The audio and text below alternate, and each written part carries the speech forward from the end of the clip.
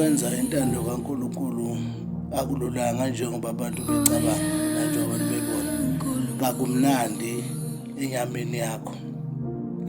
Ngisho ngoba usuke la uzophila impilo yokuba usimayedwa njengelanga. La khona uphila impilo yokucabangela bonke abantu okuhle, kodwa kungabi khona yedwa ocabangela wena okuhle. Uphila impilo yokuthi abantu osuke ubasiza empilweni osuke usizo kubo befuna indlela noma ithuba ngayo yonke indlela ukuthi yini bona abangacindezela ngayo. Ngikhuluma la ukuthi noma ungenza okuhle okungakanani kodwa bahlale bekucinga ukuba abangakukhomba ngakho.